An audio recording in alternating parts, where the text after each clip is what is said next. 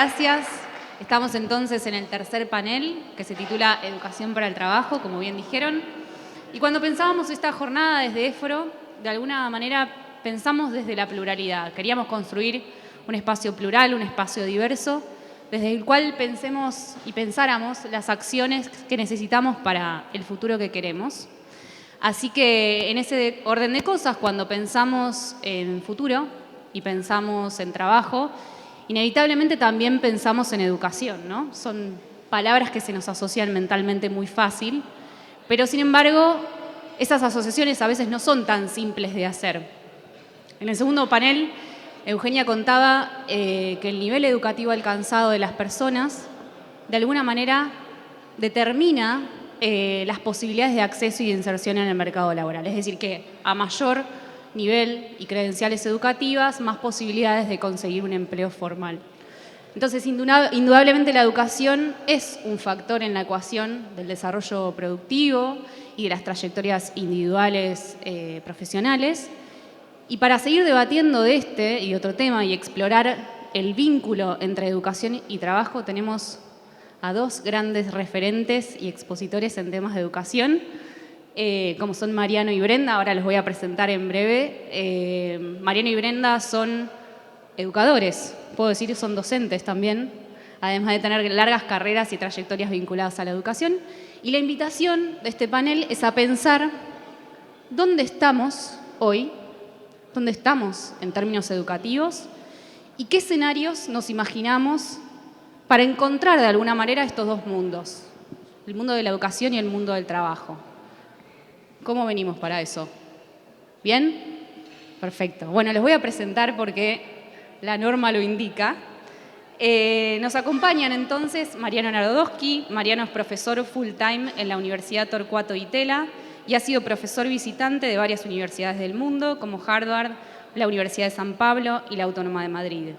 Recibió importantes distinciones a la investigación, publicó más de 20 libros y un centenar de artículos en publicaciones académicas nacionales e internacionales. Integra el Consejo Asesor de la Organización de los Estados Iberoamericanos para la Educación, la Ciencia y la Cultura, el Consejo Nacional de la Calidad de la Educación de Argentina y es académico asociado de Argentinos por la Educación.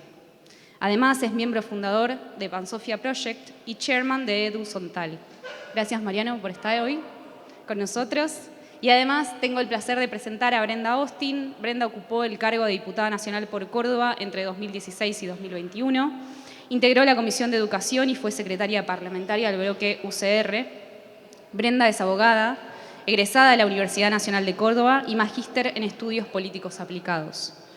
Es docente de la Universidad Siglo XXI y de la Universidad Nacional de Córdoba. Fue secretaria de Educación de la Municipalidad de Córdoba, integrante del Consejo para la Planificación Estratégica de la misma provincia en el área de educación y presidenta de la Federación Universitaria de Córdoba. También presidió el Centro de Estudiantes de Derecho de la Universidad Nacional de Córdoba. Así que muchas gracias, Brenda. Sé que viajaste mucho para estar hoy acá con nosotros. Un aplauso para ellos dos.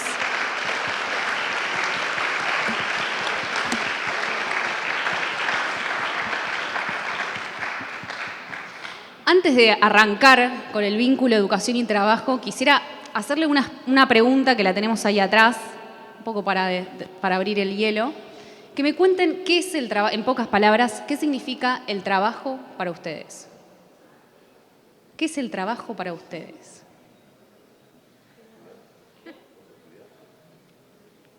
Suspenso. Hay que pensar a veces. Bueno, primero muchas gracias por la invitación, sorpresiva la pregunta, creo que no estudié. Agradezco mucho la organización, la rica comida, pero vengo acá a denunciar, espero que esto sea tomado muy en serio, que pensé que como en todo almuerzo sindical iba a haber unos vinos y nos arreglaron con agua mineral y Coca-Cola, no sé. Estamos de acuerdo, ¿no? Para la próxima. Le debemos. Lo anotamos. Bueno, hay dos cosas que hacemos los Homo sapiens que no hacen las otras especies del mundo animal. La primera es trabajar y la segunda es enseñar. Hay algunas especies que supuestamente trabajan, como por ejemplo las abejas, qué sé yo, pero siempre repiten el mismo hábito, nunca pueden evolucionar en relación con eso, al contrario, su patrón de evolución es ese y nada más. En el caso de la enseñanza pasa lo mismo, parece que los delfines y algunas aves enseñan, es decir, que pueden representar una escena de transmisión de conocimientos por fuera de la realidad a la que alude esa transmisión. Creo que estamos haciendo acá también. Entonces, me parece que son dos elementos constitutivos del Homo sapiens. El problema es que, sobre todo para el caso del trabajo, que es lo que me preguntás, el trabajo se vuelve por primera vez un elemento de cambio a partir de la revolución industrial y a partir del capitalismo. Hasta ese momento el trabajo tenía otras funciones sociales y económicas, y eso implica un cambio fenomenal en nuestra vida cotidiana, porque el trabajo empieza a ser el elemento que nos permite una subsistencia integrada en el mercado capitalista. Y el gran problema es que el capitalismo, a pesar de lo que pensaban los economistas del siglo XVIII y XIX, como Marx, como David Ricardo o Adam Smith, el trabajo termina siendo un bien escaso, y por la aparición de nuevas tecnologías, empezando por la máquina de vapor, quiero decir, no digitales. Y eso implica que en el mundo actual hay un porcentaje muy alto de la población que están excluidos del mundo del trabajo capitalista, del mercado capitalista, y eso implica una doble exclusión desde el punto de vista de las sociedades democráticas. Y lamentablemente hasta ahora no se ven alternativas para que eso cambie. Por ahora no hay alternativas para que eso cambie. Entonces, el trabajo para mí es eso, es cómo el trabajo se incrustó en nuestra forma de vivir en un determinado momento, hace 200 años, y cómo esa incrustación no permite que se integren a ese mercado que prometía totalidad una buena parte de la población mundial. Gracias, Mariano. Brenda, ¿qué es el trabajo para vos? Bueno, gracias. Primero también, obviamente, agradecer a quienes me hicieron llegar la invitación para este encuentro de foro. A Fede, a Carla y a todos quienes están trabajando desde hace ya tiempo para que efectivamente podamos encontrarnos. Yo cuando iba hacia allá, hacia la mesa donde estaba la comida, pasé a leer algunos de los mensajes, y algunos hablaban de dignidad, otro puso un papelito que dice ¿qué es el trabajo para vos? Puso peronismo, un poco el sesgo, ¿no? Con el que a veces se mira desde el mundo sindical, obviamente con otra mirada, y apartándome de la respuesta teórica que la dijo recién Mariano con bastante claridad. Si a mí me preguntan qué es el trabajo, diría dos cosas, digamos. La primera, obviamente, es una respuesta instrumental, es una herramienta que nos permite de alguna manera satisfacer nuestras necesidades vitales, ¿no? Alimentar nuestra familia, obtener las condiciones para poder, como decía uno de esos papelitos, vivir con dignidad. Pero la otra es una aspiración, más que una respuesta formal, es que trabajo debiera poder estar asociado también a hacer lo que nos gusta hacer, aquello que nos realiza, ¿no? Aquello que sentimos que es parte de nuestra vocación y que algunos tenemos el privilegio de poder hacerlo, y que me parece que un poco tratar de abordar este tema, y muchos de los que trataron antes tiene que ver con eso, cuáles son las limitantes que tenemos que romper para que efectivamente las personas en Argentina puedan encontrar en el trabajo una fuente para mantener a sus familias, pero también una fuente que dignifique y también una fuente que genere condiciones de realización personal. Gracias, Brenda. Vamos a arrancar entonces con la primera pregunta de este eje, educación para el trabajo.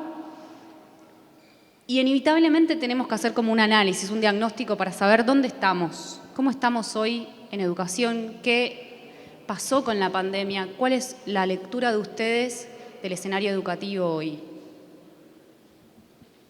Compleja. ¿Yo? Sí, bueno, como quieran. Bueno, ¿Qué decir? Bueno, me acordaba cuando lo veía recién a Mariano de varios de los espacios que pudimos compartir a lo largo de la pandemia, ¿no? Un momento quizás de reflexión a partir de una crisis que atravesó a todos los órdenes de la vida comunitaria y que obviamente también puso una suerte de reflector arriba de nuestros sistemas educativos. Arranco diciendo, y adelanto quizás algo que es más una conclusión final, pero arranco diciendo que la pandemia lo que hizo fue mostrar una serie de problemas que eran previos obviamente a ese fenómeno y al cierre de escuelas, pero que también vino a magnificarlos, ¿no? A no reconocer la línea de partida, a mi juicio, digamos, a no mirar las asimetrías que estaban atravesando a los niños y a las niñas en las distintas escuelas del país para pensar soluciones diferentes en función de esas necesidades, tendió a agravar dos problemas centrales que tiene la educación en Argentina hace ya mucho tiempo y que abordar en profundidad sus causas, digamos, daría para mucho más de unos minutos, pero que tienen que ver con la calidad y que tienen que ver con la inclusión, ¿no? Alguna vez hay quienes sostuvieron, digamos, que eran dos conceptos contrapuestos, que no podíamos aspirar a lograr cumplir con la meta de incluir a todos, por ejemplo, los jóvenes en la escuela secundaria y a la vez mantener la calidad del sistema educativo. Bueno, yo creo que de un tiempo a esta parte el mundo ha entendido y así lo ha acordado cuando, por ejemplo, en los ODS se habla en el objetivo número 4 de una educación de calidad para todas las personas, que las dos cosas tienen que ir de la mano, que necesitamos que todos los niños, niñas, adolescentes estén adentro del sistema, pero romper un poco esa suerte que hoy ya se empieza a poner cada vez en términos más duros de quienes hablan de una estafa del sistema educativo de alguna manera egresar sin competencias básicas para insertarse en el mundo laboral, en el mercado de trabajo, pero también para el ejercicio de una ciudadanía plena. Y eso solamente, digo, quiero mencionar algunos factores, digamos, que me parece que hay que considerar. El primero, la mirada que tiene que estar centrada en los problemas de desigualdad educativa en Argentina, los problemas del federalismo, provincias pobres, con educación pobre, baja inversión, en algunos casos poco esfuerzo fiscal de las provincias, hacen que hoy, desde hace ya un tiempo, haya provincias que inviertan 5 veces más que otras por alumno estatal. Segundo, algo que se ha trabajado hasta el cansancio, la incapacidad de la escuela de romper los sesgos de clase. Los niños que vienen de entornos socioeconómicos más bajos, creciendo en contextos de pobreza, hoy la mitad de los niños en Argentina tienen enormes dificultades para revertir en el tránsito del sistema educativo esas limitaciones.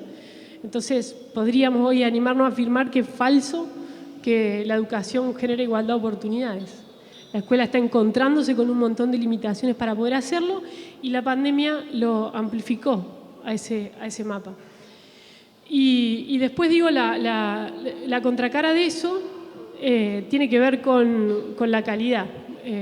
Muchos, y a quienes nos interesan estos temas, vimos con preocupación los resultados de las pruebas a aprender, que se conocieron hace algunos pocos meses atrás, que mostraron, quizás los titulares hablaban de la gravedad de lengua, ¿no? Porque triplicó el porcentaje de chicos y chicas que están en los niveles más bajos, con resultados insuficientes, pero también mostró que matemática viene siendo sostenidamente mala, ¿no? Lengua veníamos bien, empeoramos, matemática venía siendo mala, mantuvimos. Y estamos hablando en el caso de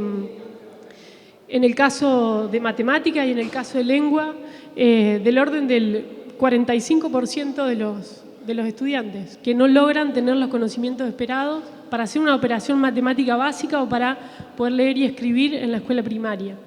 Y esto creo que son algunos de los temas que intentamos discutir en su momento en el Congreso y que creo que tienen que formar parte de esa agenda de largo plazo. Digamos. Sin educación para todos y sin educación de calidad, indudablemente que no puede haber igualdad de oportunidades para todas las personas.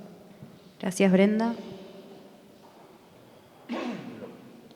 No voy a ahondar en todos los datos que Brenda planteó porque son evidentes.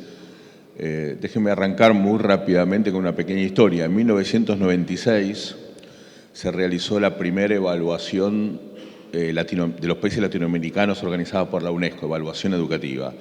Las evaluaciones de la UNESCO, a diferencia de las pruebas PISA que las organiza la OCDE, la Organización del Comercio Internacional, no están centradas en el capital humano, sino están centradas en los aprendizajes. Es una buena prueba que nadie discute, ni por izquierda ni por derecha, es una prueba en la que todos confiamos. En el año 96, el primer puesto en el ranking de países lo compartían Cuba y Argentina. Y el segundo puesto muy cercano era Chile. Pero en ese momento en Chile la inclusión educativa era mucho menor. Entonces se decía, bueno, Chile está mejor a costa de que muchos se quedan afuera. Bueno, se hicieron pruebas en el 2006, en el 2013 y en el 2019. Argentina fue decayendo en todos esos años. En el 2019 está primero Cuba y Costa Rica. Chile no participó porque fue el año del 2019 del tole-tole en Chile. Pero Chile igual tiene, en otras pruebas tiene un rendimiento fenomenal. La Argentina cayó del primer puesto en el 96 al puesto 11 sobre 16 países y el país que más se parece a la Argentina es El Salvador. El Salvador. El Salvador es un país muy pobre, el PBI per cápita es la tercera parte del PBI per cápita argentino, es un país que tuvo 46 años de dictadura militar, incluida una invasión a Honduras por un partido de fútbol, tuvo una guerra civil en el 79 con 75.000 muertos y 15.000 desaparecidos, vive de las remesas de los salvadoreños que están en Estados Unidos, no tiene moneda propia, tenía el dólar y ahora tiene cripto, y es un país que con un nivel de violencia extrema por organizaciones, las maras, las organizaciones de narcotráfico que son como carteles de la droga, en donde, créanme, yo estuve, no podés pasar por ciertas calles porque te cobran peaje las maras o directamente te pueden secuestrar. O sea, no hay Estado, hay un Estado fallido que ni siquiera controla el territorio. En este contexto, ellos tienen en la educación primaria resultados educativos similares a los de Argentina, y eso es confiable y es así. Y me parece que es importante plantearlo, porque nosotros ponemos muchas excusas por nuestros problemas educativos, entre otros el problema económico, la pobreza, la dictadura militar, que son todas cosas ciertas, pero El Salvador tuvo eso multiplicado por 20. En un país, además, de extrema pobreza. Es un país que recibe anualmente ayuda de la ONU y de la Cruz Roja porque si no, no puede tener niveles de salud básicos. Entonces, me parece que esto es muy importante para entender dónde estamos. Si no entendemos eso, me parece que si no entendemos ese diagnóstico profundo y doloroso, muy profundo y muy doloroso, me parece que no vamos a encontrar las soluciones adecuadas. En el 2018 yo publiqué un libro, que está en su librería amiga, que se llama El colapso de la educación. Yo definí la situación de la política educativa argentina como un colapso. 2018, estaba Macri de presidente. Para decirlo rápidamente, ¿qué es colapso? Pues tiene toda una definición teórica que nos gusta a los académicos, pero que es rápidamente, es cuando vos te vas a la costa con el auto y te metés en la arena y te empantanás y cuanto más acelerás, más te hundís. Eso es el colapso. Cuanto más acelerás, más te hundís. El auto no tiene respuestas propias para salir de ahí. Necesitas una ayuda externa, necesitas algo externo que te saque. O encontrar unas tablitas para ponerlo, mojar la arena, un amigo que te empuje, una camioneta que te saque, qué sé yo.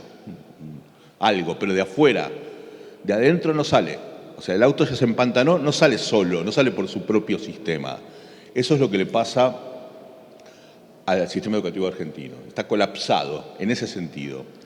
¿Y por qué está colapsado? ¿Y por qué yo soy muy escéptico en esto? Y es porque a las clases dirigentes argentinas no les importa la educación. A las clases dirigentes es básicamente la política, porque son los encargados, pero tampoco a las centrales empresarias, a la CGT, a la CTA, a ninguna se le conoce una propuesta educativa más o menos sólida. Bueno, ni siquiera se le conoce propuesta educativa. A pesar de que, por ejemplo, algunos sindicatos hacen buen trabajo en formación profesional, pero, digamos, en términos de política educativa, no hay.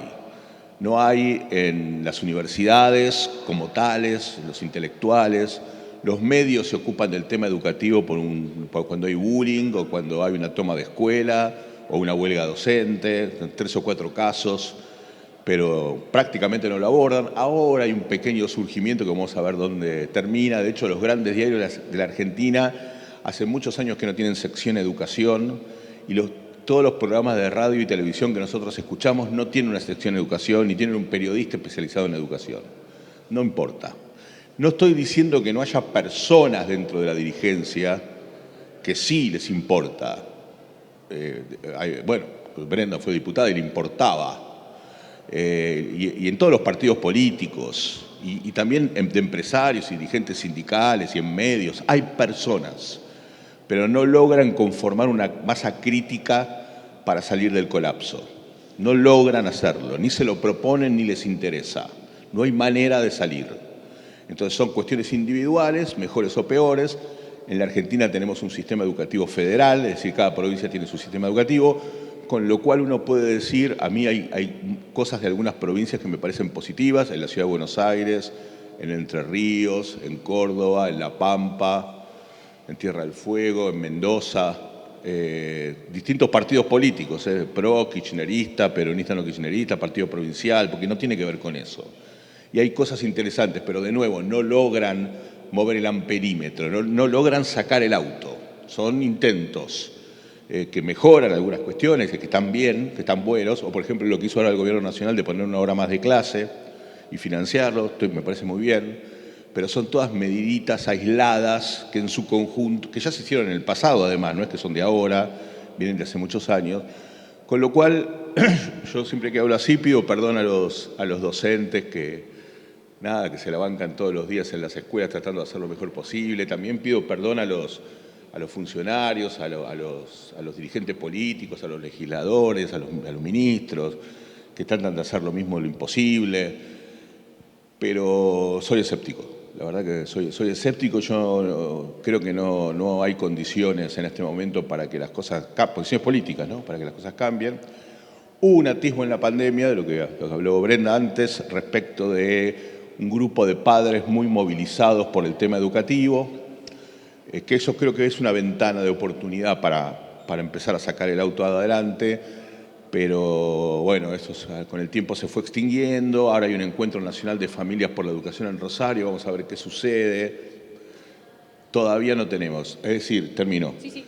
Hasta que no tengamos un ni una menos de la educación, es decir, una movilización popular en función de la educación, yo difícilmente creo que esto cambie.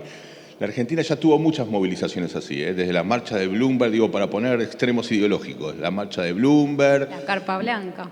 ¿Perdón? La Carpa Blanca, María Soledad en Catamarca, el Ni Una Menos.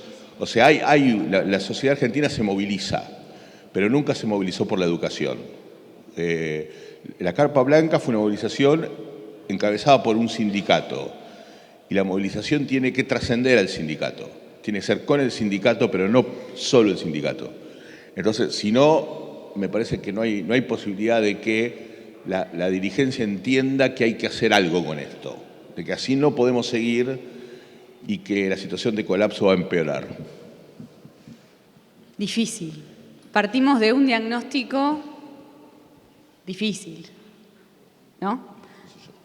Un diagnóstico de la educación. Si quieren les digo, no, porque escéptico. El maestro y las escuelas y la esperanza y Paulo Freire, esto es fenomenal, pero la verdad que no. Okay. Por eso yo no pienso así, yo estoy convencido de que si queremos salir adelante, por lo menos en el único tema que yo entiendo, que es el tema educativo, tenemos que ser honestos con nosotros mismos.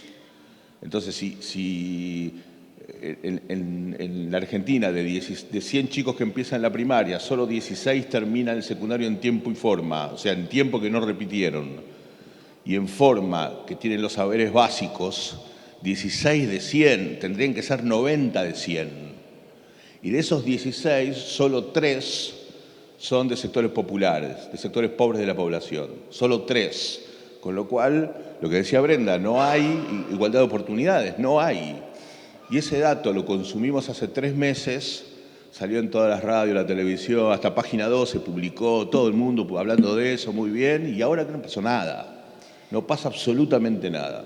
Tenemos este diagnóstico que, como decías, es doloroso y profundo. Las desigualdades existentes complican las trayectorias educativas de los pibes. Tenemos también desigualdades en nuestro sistema federal para la distribución de los ingresos. Sin embargo, Brenda, vos presentaste un proyecto cuando eras diputada que te proponías generar un pacto educativo intergeneracional, bien digo, ¿no? Un pacto educativo intergeneracional. ¿Qué es, partiendo de este diagnóstico, en lo que tenemos que ponernos de acuerdo para tratar de sacar a la educación de su colapso? ¿Cómo podemos revertir este escenario que plantea Mariano? Bueno, primero decir, no quiero agregar más depresión colectiva, ¿no? Pero me dice Fede que no, por favor. Faltó vino, ¿viste?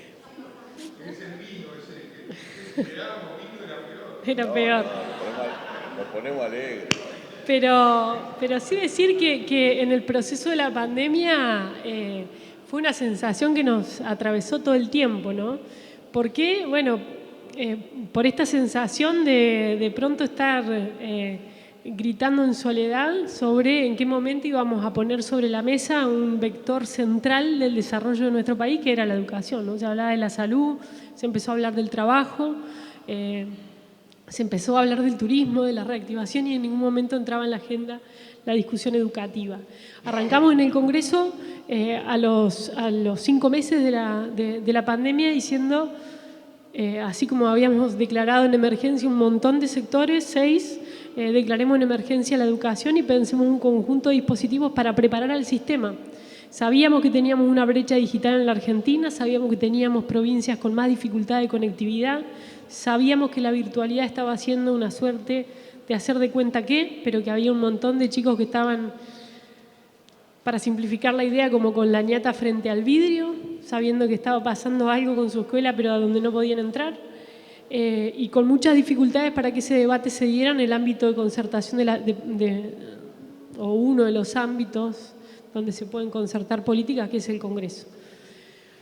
Para 2021, año y medio ya de la pandemia, dijimos, bueno, en el mundo se hablaba de catástrofe generacional, ¿no? El secretario general de Naciones Unidas decía, nos estamos enfrentando a una catástrofe generacional que, sobre todo en los países en vías de desarrollo, que más requieren invertir en educación, son los que tuvieron los cierres más prolongados de escuelas.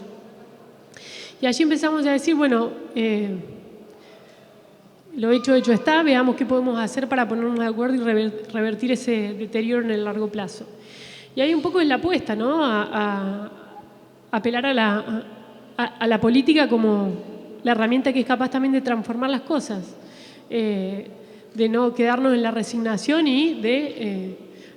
alguien lo dijo en los paneles anteriores, de que el futuro de alguna manera también es parte de las acciones que nosotros hagamos para modelar ese futuro.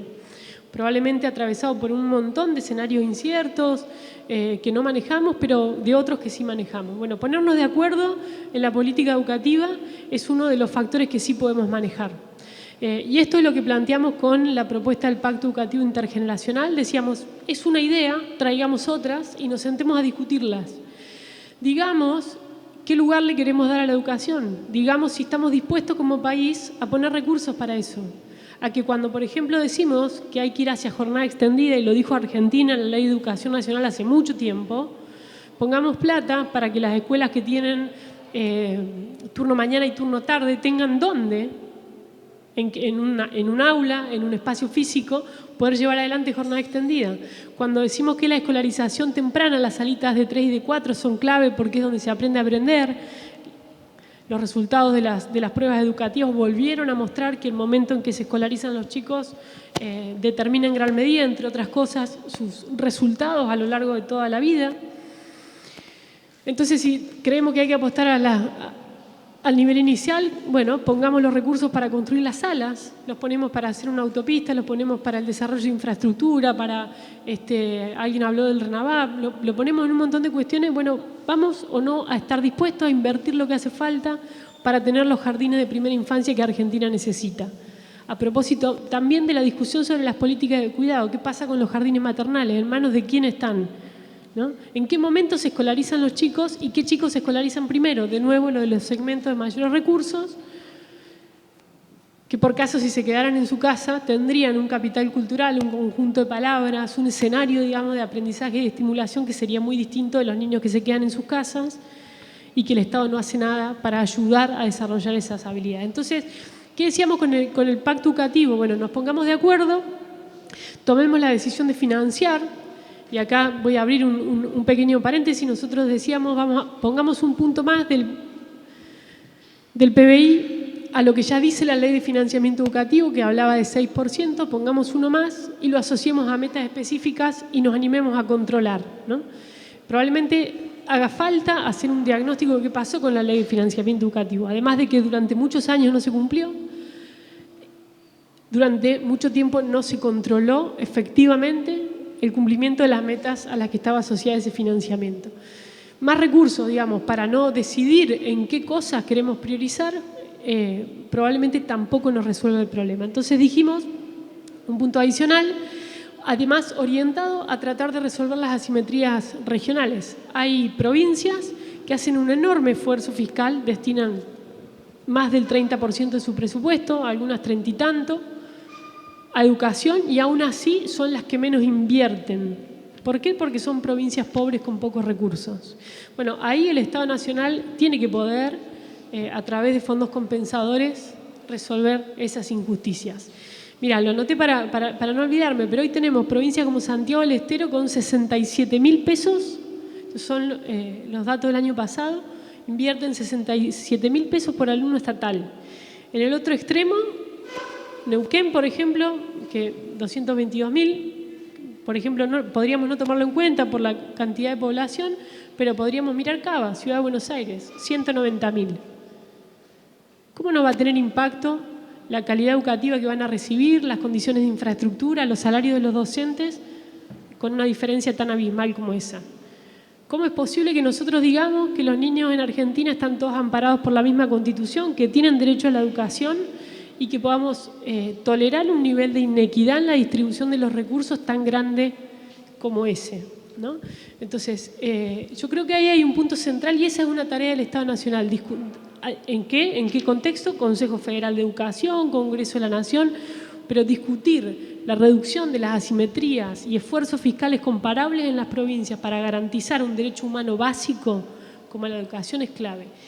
Y por último, ya dije bastante, pero las metas, ¿no? Es decir, ¿qué cosas? Bueno, no estoy inventando nada, son cosas que ya están en nuestras leyes, que ya están en los consensos, pero es tiempo en la escuela, es jornada extendida, es calendario escolar.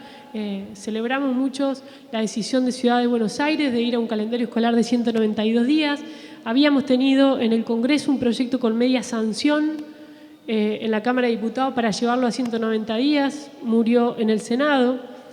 Y eso son cuestiones clave, el tiempo, el cumplimiento de la escolaridad temprana, digamos las salitas de 3 y de 4, pero también la formación docente, la formación para la innovación educativa, el acompañamiento a los jóvenes con trayectorias educativas discontinuas, a los que están dando señales de abandono escolar, cómo interviene el Estado para reparar esas inequidades. Quería pensar un poco en el vínculo entre la educación y el trabajo, ¿no? Entendiendo que los dos son derechos fundamentales y que se conectan y queremos que se sigan conectando, y ese es un poco el objetivo del día de hoy, pensar cómo se conectan o cómo podrían conectarse mejor. Hay un discurso recurrente que circula que dice que la escuela no prepara a los jóvenes para el trabajo. ¿En qué medida ustedes están de acuerdo con esto? ¿Qué pasa con esa educación áulica? ¿Cuál es su lectura? ¿Qué opinan al respecto? ¿Están de acuerdo? ¿Están en desacuerdo? Bueno, primero hay que distinguir el trabajo del empleo, ¿no? Me parece que formar para el trabajo debiera ser un principio desde el nivel inicial, del jardín de infantes. Quiere decir asumir el trabajo intelectual y el trabajo manual, si acaso esa distinción no fuese posible, asumirlo como parte del desarrollo de una persona. Eso en la Argentina en general no ocurre, no hay un interés por eso. Los diseños curriculares en la Argentina se ocupan básicamente de contenidos intelectuales, y además lo hacen mal, pero básicamente contenidos intelectuales, un poquito artísticos, un poquito vinculados a lo corporal, y se terminó. Y si alguien tiene alguna vinculación mayor con el trabajo, tiene que ir a una escuela técnica, en donde ahí sí se combina un poco más la educación con el trabajo, sobre todo a partir del segundo o el tercer año de la escuela técnica. Ahora, esta tensión entre educación trabajo y educación empleo tiene una larga historia en la Argentina y completamente fallida. La primera vez que se intentó reformar el secundario en función de esto fue en 1969, con lo que llamó la escuela intermedia, que tenía una formación laboral. Eso ni siquiera se llegó a implementar. La segunda vez fue durante el gobierno de Carlos Menem, con el concepto de polimodal. El polimodal era una formación general a la mañana y trayectos técnicos profesionales a la tarde, o viceversa, en el contraturno. Eso se intentó en algunas provincias, básicamente sobre todo en la provincia de Buenos Aires. Algunas no adoptaron el sistema EGB polimodal, como la ciudad de Buenos Aires o Neuquén, otras sí. Bueno, finalmente esa experiencia nunca se evaluó, esa experiencia nunca se ponderó, siempre se la dio por negativa, y la verdad yo no sé si fue negativa o positiva porque no sabemos bien qué pasó, y se la derogó con la Ley de Educación Nacional en el 2006, que se volvió al modelo anterior. Es decir, la cuestión del trabajo y el empleo solo en la escuela técnica, para lo cual además se le dieron más financiamiento a la escuela técnica, lo cual en mi opinión está bien, pero no soluciona el problema general, que es el de la escuela secundaria. Después hubo un montón de cambios durante los 2000, en todos los gobiernos, todos los ministerios de educación propusieron cambios a nivel nacional y provincial para la escuela secundaria, la nueva escuela secundaria, la nueva escuela secundaria, la nueva escuela secundaria, la secundaria 2030, no sé, fácil inventar nombres, pero finalmente sigue siendo una secundaria de 12 materias, con 12 profesores.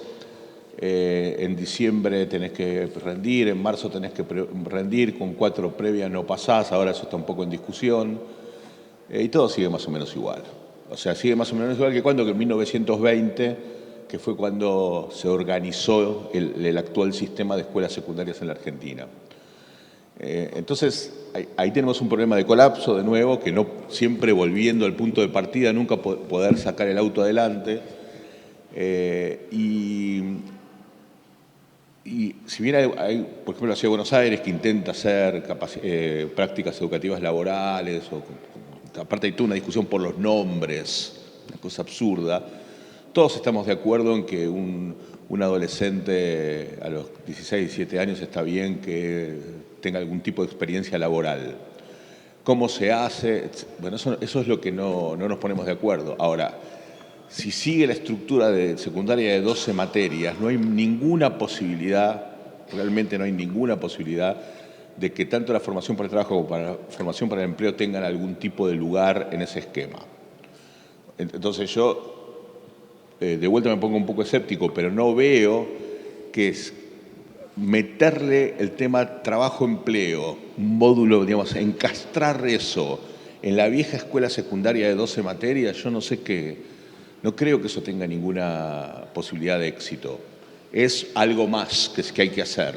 Ahora la ciudad también en educación financiera, nada, le vamos agregando, educación ambiental, qué sé yo, vacunación canina. Siempre la escuela tiene algo para hacer que los gobiernos le imponen. Entonces, a mí me parece que lo ideal debiera ser hacer un replanteo en serio de la escuela secundaria. Terminar con el régimen de 12 materias, que está completamente obsoleto.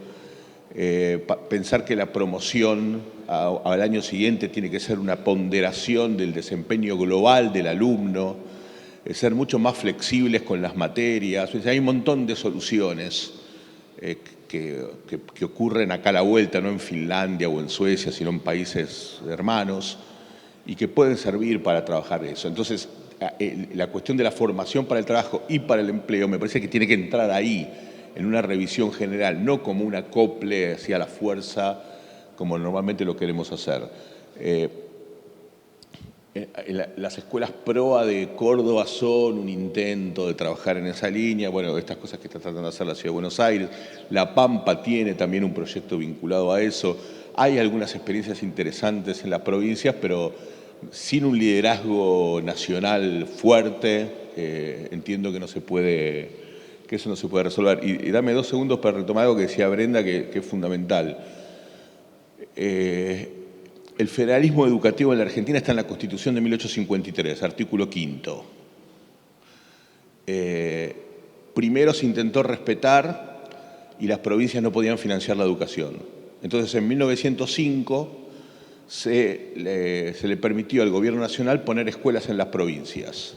Eso duró hasta 1978, 1993, cuando se hace de vuelta la provincialización. O sea, volvimos al principio. Y seguimos sin resolver ese problema. Ese problema, que los números que planteaba Brenda, porque uno podría decir, bueno, Santiago del Estero, los argumentos, digamos, libertario. Santiago del Estero, bueno, votan a una dinastía familiar, son 67.000 pesos por año, que se jodan porque votan a esos. Yo no estoy de acuerdo con ese argumento, pero aún estando de acuerdo, una cosa son los padres que votan y otra cosa son los chicos. Que los chicos no tienen responsabilidad de quién los gobierna. Entonces no puede ser que si nosotros nos queremos una comunidad nacional, realmente una nación con un proyecto nacional, no puede ser que admitamos eso. Ahora, no vamos a cambiar la Constitución, porque eso es un impensable. La coparticipación tampoco se puede cambiar, porque la Constitución pone trabas fenomenales. Pero hay mecanismos de renacionalización de la educación que me parece que hay que poner en juego. Me parece que son la base para todos los cambios que queremos hacer. Es muy complejo, es muy difícil, pero se puede. Hay que cambiar algunas leyes, hay que cambiar algunas lógicas, hay que darle otra impronta al Consejo Federal de Educación. O sea, hay muchas cosas que se pueden hacer. El tema es que haya voluntad política para hacerla, no siempre volvemos al mismo punto, lamentablemente. Vamos mejorando el diagnóstico, entonces. Tenemos ahí algunas pistas que nos fuiste tirando para revertir y orientar esos esfuerzos educativos, ¿no? Brenda, ¿qué opinas?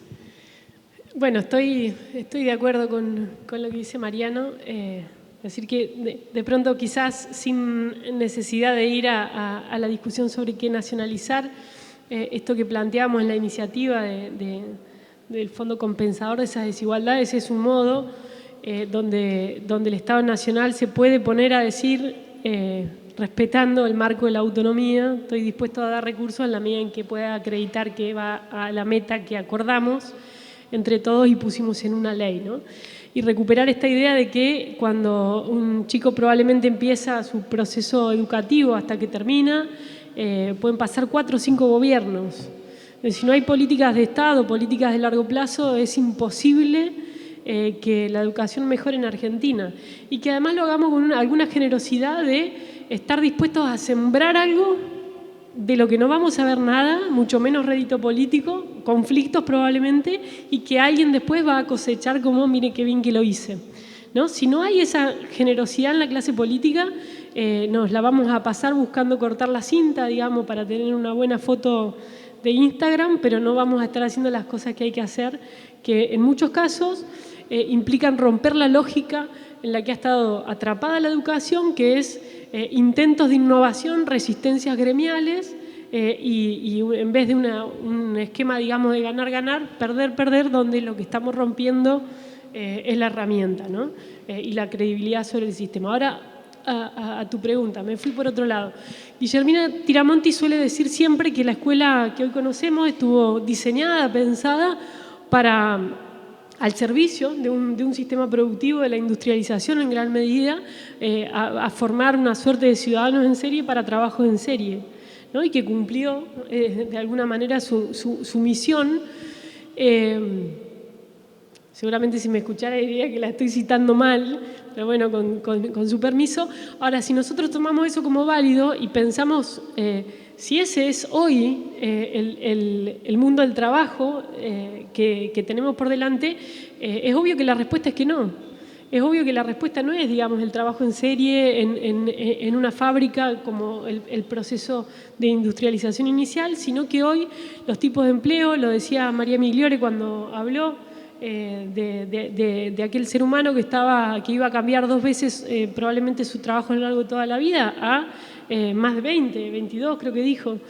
Y bueno, frente a esa realidad, ¿qué competencia tenés que desarrollar? El aprender a aprender, el estar dispuesto a lo largo de toda tu vida a procesos de aprendizaje continuos y permanentes. Entonces ahí quiero introducir una mirada complementaria con lo que decía Mariano, que es que acá hay un desafío que excede al sistema educativo formal, que lo tiene como presupuesto. Si los chicos que se egresan, primero son 16 de 100 con resultados satisfactorios, por ejemplo en matemática o en lengua, solo 16, lo demás queda en el camino, lo demás llega más tarde, lo demás no puede comprender un texto, lo demás, como me pasó a mí el semestre pasado en la universidad, no comprendieron una respuesta de parcial que era: entré en conflicto entre esta norma y esta otra, ¿cuál prevalece? Y venían de a uno a preguntar qué quería decir prevalece, ¿no? Digo, si los egresados de la escuela secundaria no pueden hacer cuestiones básicas, obviamente que todo va a ser muy difícil. Ahora, supongamos que podemos construir algún recorrido por ahí. Bueno, esta idea de la educación a lo largo de toda la vida ya tiene que comprometer a otros actores. Tiene que comprometer a una sinergia que involucre a las universidades, no solo en las carreras tradicionales, en sus 6 años, sino en ciclos formativos más cortos, por créditos, enfocados en los entornos productivos. Tiene que involucrar a las empresas que van a estar obligadas o necesitadas de trabajar en la reconversión laboral de sus trabajadores. Tiene que involucrar a los sindicatos que tienen herramientas para poder llevar adelante esa educación y desde ahí, obviamente, digamos, con el Estado como un actor central, pensando en la distribución de bienes públicos, pensar qué condiciones son necesarios desarrollar en las personas, y adelanto mi opinión, más orientadas a habilidades y competencias que a conocimientos estancos que les permitan insertarse en el mundo del trabajo, ¿no? Entonces, nada, simplemente digo para levantar un poco la mirada, la lupa e involucrar a otros actores en los desafíos que tiene Argentina por delante. Sí, claro. Quiero plantear algo que por ahí tengo una pequeña diferencia con Brenda. Yo no creo que... Hay mucha literatura, investigación que muestra que los cambios en la educación no tardan tanto tiempo. No tardan tanto tiempo. Eso fue un invento de los 90, cuando empezaron la reforma educativa de los 90, que decían, como la gente les pedía cambios, decían, no, los cambios en la educación tardan 20 años. Ahí fue la primera vez que se escuchó eso. Es medio loco, no quiero chicanear, pero en realidad 20 años después estaban los mismos que habían hecho los mismos puestos en el Ministerio de Educación, pero no importa. No tardan 20 años. Y además yo no esperaría la generosidad del político, porque los políticos no son generosos y son ambiciosos, algunos son más patriotas, otros menos, pero está bien que tengan ambiciones, quieren mejorar su carrera política, eso es normal, yo no tengo ningún problema con eso. El problema es que en la Argentina, eso de los 20 años, los famosos 20 años para que se vean los resultados y que los van a ver las otras generaciones, etcétera, aún con la parte de verdad que tenga, es una excusa de la política para no hacer. ¿Por qué? Porque le tienen, como vos decís, porque le tienen miedo al conflicto. Ahora, está lleno de casos en América Latina de políticos vinculados a la educación a los que les fue muy bien y con grandes conflictos. Uno es Jaime Saavedra en Perú, un partido de derecha, y el otro es Fernando Haddad en Brasil, del PT. Fue ministro de Educación de Lula, fue ministro de Educación de Dilma, hizo una reforma fenomenal, lo puteaban todos sus compañeros del PT por la cosa que hacía, huelga, docente, hizo. ¿Y cómo termina su carrera? Primero fue intendente de San Pablo. Después, gracias a eso, después fue el candidato de Lula contra Bolsonaro y perdió, y ahora va de candidato a gobernador de San Pablo y seguramente va a ganar. ¿Qué significa eso? Que al político le garpó hacer reformas educativas.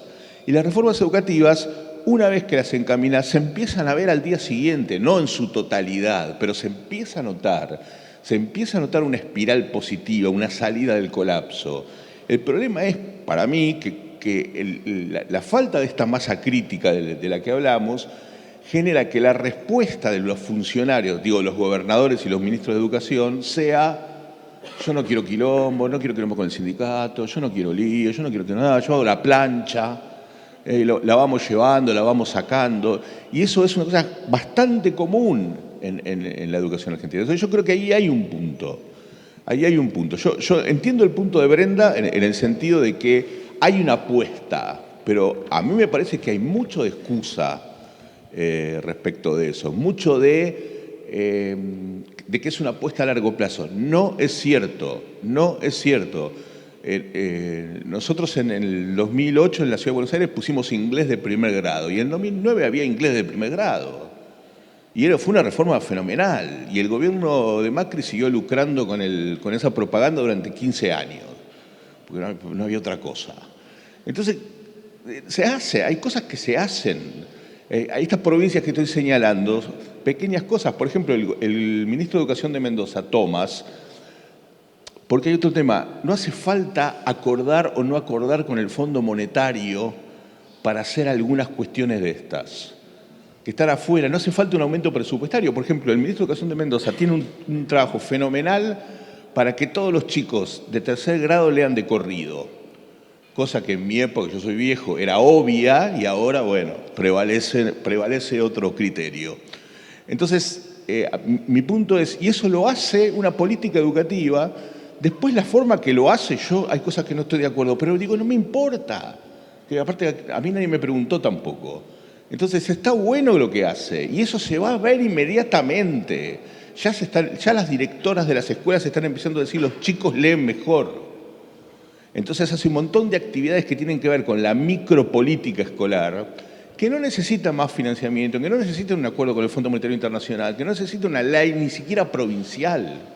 Se necesita, por supuesto que tiene conflictos por eso, obvio, y se los banca. Bueno, es la política. Tenés conflictos, puedes ganar, puedes perder, pero la apuesta tiene que estar. Ahora, el punto es que no podemos tampoco depender de un funcionario para que eso pase. Tiene que haber, por eso digo, movilización popular, porque yo hasta ahora veo que es la única manera de que eso empiece a suceder. Quiero ejercer un derecho Lo a réplica porque va derecho a réplica. Después tenemos preguntas del público. Es fuerte al emparentar con un argumento de los 90, ¿no? No, es el contrario, no era por eso.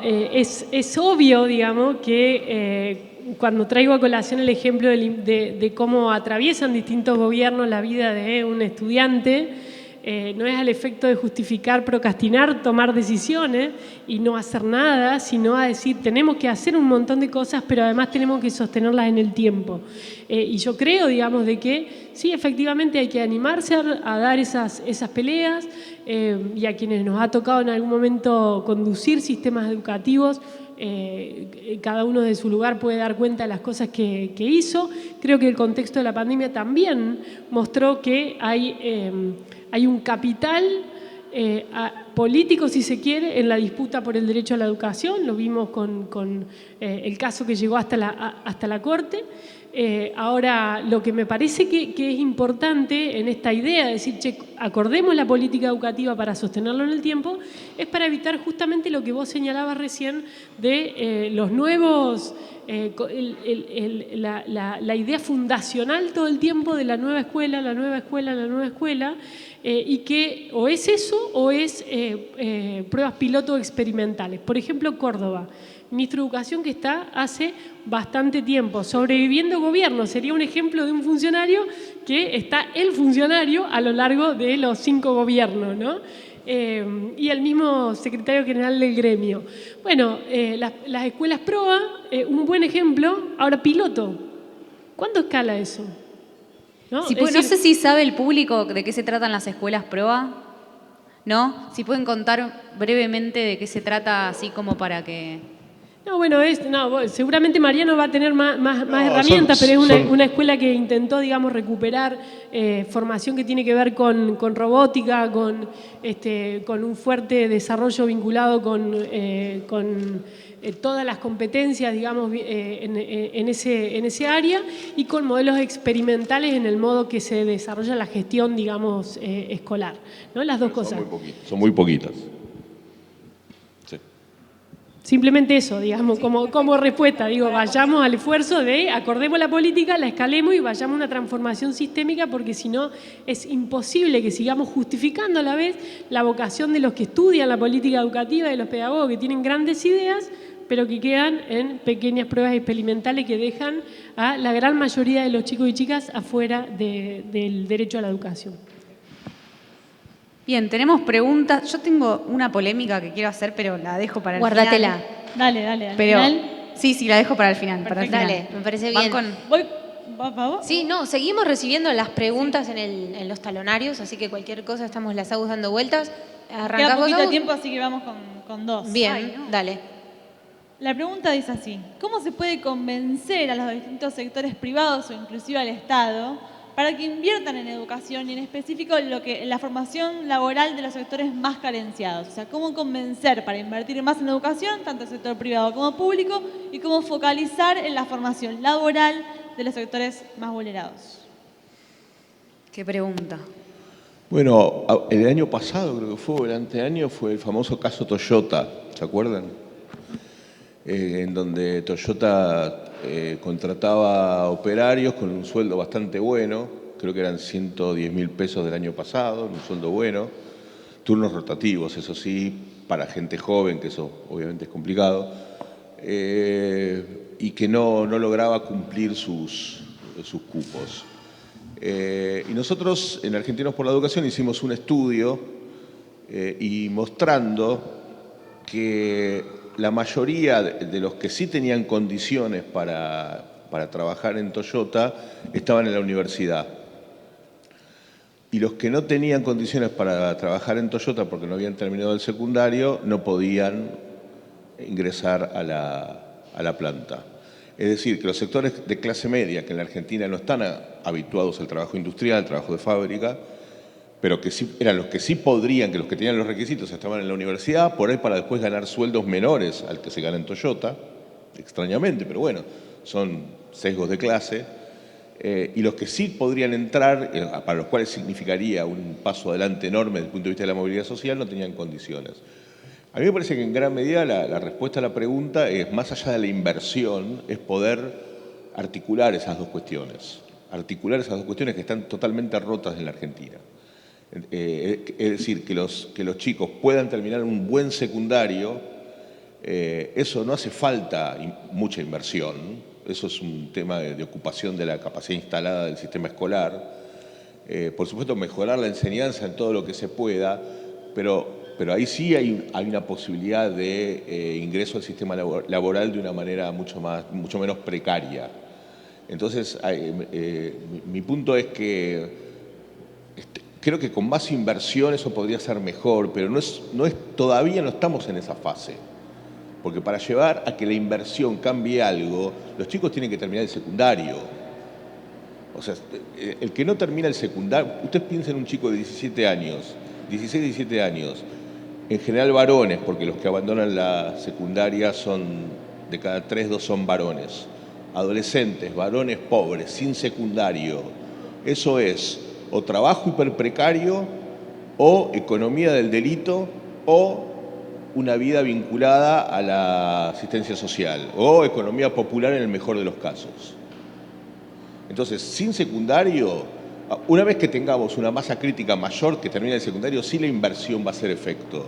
Pero por ahora tenemos que llegar a un piso anterior, que es que los estudiantes terminen el secundario en tiempo y forma, en un 80%, en un 75%, y eso le va a cambiar absolutamente la lógica de la demanda laboral respecto de lo que ocurre en la actualidad. No, Bueno, varias cosas. Arranco, había notado lo último que dijo Mariano, que obviamente sociedades tan fragmentadas como las que vivimos tienen costo para todos. Si nosotros pensamos en esto, que 1 de cada 2 chicos está creciendo en contexto de pobreza y que eso está hoy condicionando el capital cognitivo y cultural con el cual va a insertarse en la sociedad, estamos viendo, digamos, que eso va a ser la mitad de la población en algún momento de la Argentina. Y esos niveles de recorridos tan dispares, de herramientas tan dispares para enfrentarse además a un mundo tan cambiante, donde, bueno, ya lo han dicho en todas las conversaciones, el trabajo está siendo fuertemente atravesado por las nuevas tecnologías, por la automatización, la inteligencia artificial, la bioeconomía, y que eso, digamos, genera obviamente tensiones allí. Si nosotros no estamos mirando eso, difícilmente podamos tener sociedades con pisos de derechos que puedan ser respetados. Entonces digo, cuando aparece la mirada de la seguridad, por ejemplo, cuando aparece el cuestionamiento al gasto social, a los planes sociales, ¿no? Es decir, ¿por qué no tomamos la decisión de poner los recursos en el momento y en el lugar adecuados y cambiar un poco la lógica, digamos, de donde está el peso del gasto social, en donde el Estado, por ejemplo, tiene que recurrir a moratorias previsionales porque en ningún momento genera las capacidades para desarrollar los sistemas productivos y las condiciones de empleabilidad de las personas? ¿Dónde nos tenemos que poner, digamos? ¿En el final de la vida o en el comienzo de la vida de una persona? ¿No? ¿En el nivel inicial o cuando ya o al final de ese recorrido?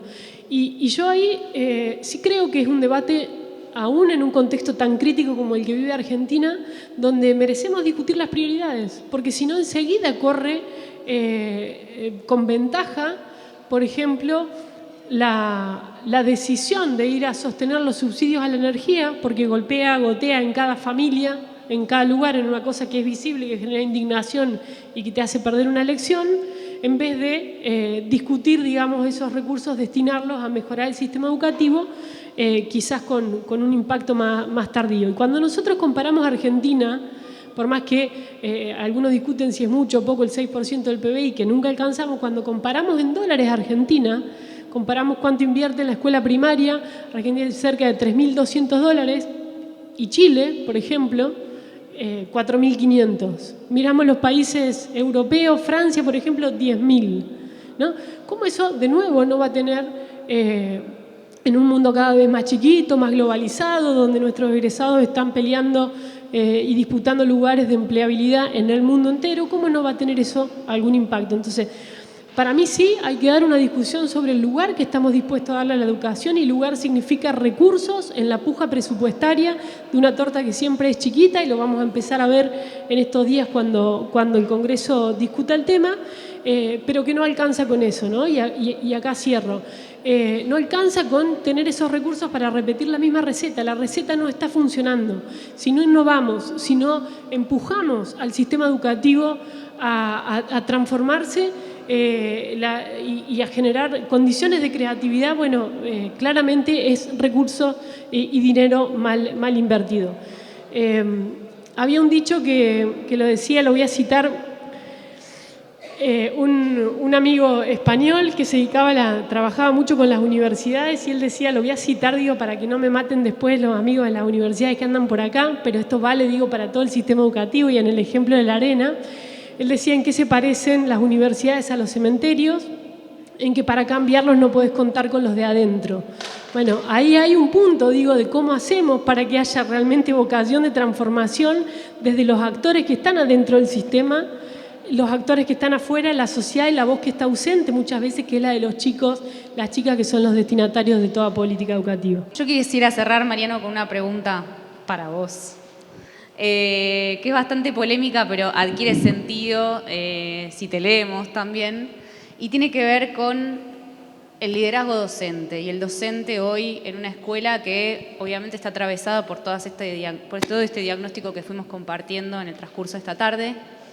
Mi pregunta es si los docentes tal como los conocemos hoy, van a desaparecer? Sí, porque yo acabo de publicar un libro que se llama Futuro sin escuelas y hay mucha gente aterrada porque se va a quedar sin laburo. Así que... Acá somos 3, me parece. Sí. No, a ver, yo creo que hay un proceso de automatización muy importante que se da en la educación desde hace 250 años más o menos, en donde las funciones del profesor se van cada vez acotando más y se van automatizando en varios sentidos para hacerla más eficiente. El primero que planteó lo que él llama la muerte del profesor fue Jean-François Lyotard en 1974, en un libro que se llama La condición postmoderna, que él dice que la muerte del profesor va a venir no porque va a haber un robot que nos va a reemplazar, en esa época no había cultura digital, inteligencia artificial, en 1974-75, sino porque se van a quebrar las relaciones sociales de la educación. ¿Qué significa? Que la relación de la educación siempre era asimétrica, es decir, alguien que sabe, que le enseña a un otro que no sabe, y que en una cultura donde todos saben, el docente iba a dejar de ser un otro diferente para ser un mediador. Y eso él lo llamaba la muerte del profesor, porque no era ya alguien distinto para enseñar. Entonces lo que vemos en la actualidad sí que hay un cruzamiento muy importante de todas estas variables, acompañados por la inteligencia artificial y la tecnología digital, que hoy hacen, por ejemplo, que en la Argentina no son muy difundidas, pero por ejemplo en Uruguay sí, plataformas adaptativas que son inteligencia artificial por medio de los cuales los chicos individualmente resuelven problemas matemáticos y una vez que los resuelve, el programa te genera nuevos problemas en función de la respuesta que diste, donde claramente se sustituye la función docente. O sea, ahí hay un programador de inteligencia artificial y una inteligencia artificial que aprendió a darte las mejores respuestas frente a tus problemas. Si lo haces bien, el problema anterior te va a dar una cosa, si lo haces más o menos, si lo haces mal, bueno, va evolucionando y la máquina va aprendiendo con lo que vos vas interactuando. Eso ocurre en todo el mundo, digo, porque Uruguay tiene muy desarrollada la tecnología educativa, toda gratuita, toda estatal, todo muy uruguayo, funciona muy bien y esto es acá nomás.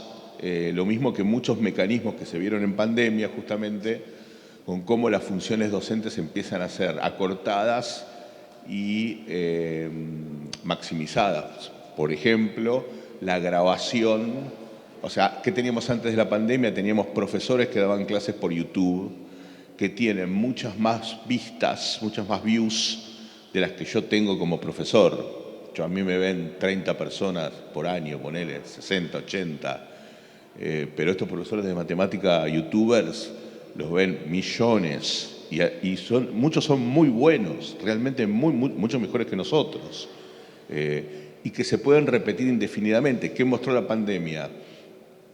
Que en la educación media, pero sobre todo en la educación universitaria, te graban la clase con el Zoom y después te la pasan indefinidamente. Lo que crea además otro problema, creo que hay algún compañero de APUA o no sé qué, tenemos un problema con eso porque ¿de quién es la clase?